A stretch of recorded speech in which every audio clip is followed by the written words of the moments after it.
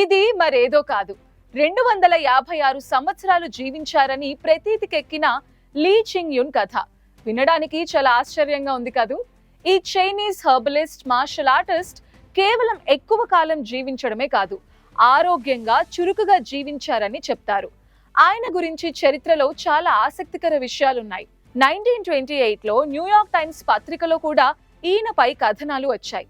అంతేకాదు, కొన్ని చారిత్రక రికార్డులు ఆయన 150వ 200వ పుట్టినరోజులను కూడా ధృవీకరించాయట. ఊహించండి, 2 శతాబ్దాల కంటే ఎక్కువ కాలం జీవించడం అంటే మామూలు విషయం కాదు. అసలు ఈయన రహస్యం ఏమిటి?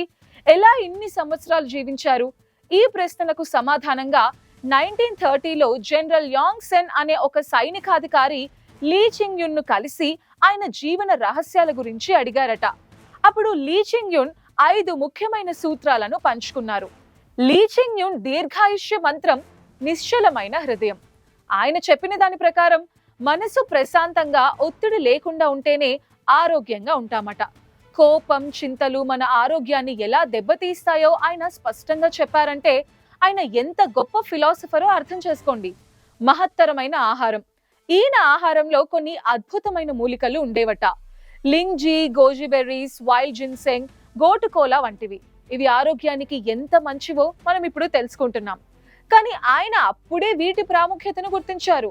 అంతేకాదు, బియ్యం, వైన్ కూడా ఆయన ఆహారంలో భాగమట. తాబేలులా కూర్చోవటం, ఇది కేవలం కూర్చోటం కాదు, ధ్యానం, ఏకాగ్రతను సూచిస్తుంది. తాబేలు ఎంత నిశ్చలంగా ఉంటుందో అలాగే మనం కూడా మనసుని ప్రశాంతంగా ఉంచాలని ఆయన సూచించారు. ఎంత పవర్ఫుల్ మెసేజ్ కదా. పావురంలా చురుకుగా నడవటం, నిశ్చలంగా ఉండటమే కాదు, చురుగ్గా కదలడం కూడా అంత important.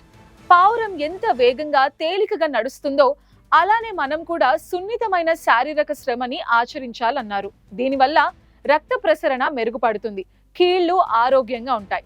Sleep like a dog. దీని అర్థం అడుగడుక్కి మెలకువతో ఉండే కుక్కలా ఉండమని కాదు, ఎక్కడైనా ఎప్పుడైనా ప్రశాంతంగా తగినంత నిద్రపోవాలి అని. మంచి నిద్ర మన శరీరాన్ని, మనసుని రీఛార్జ్ చేస్తుందని ఆయన నమ్మారు. ఇంత ప్రాక్టికల్ అడ్వైస్ కదా. లీ చింగ్ యున్ కథ కేవలం ఒక చరిత్ర కాదు, ఆరోగ్యకరమైన దీర్ఘాయుష్య జీవితం కోసం ఒక గైడింగ్ ప్రిన్సిపల్. ఆయన బోధనలు నేటికి ఎంతో ప్రాముఖ్యతని కలిగి ఉన్నాయి.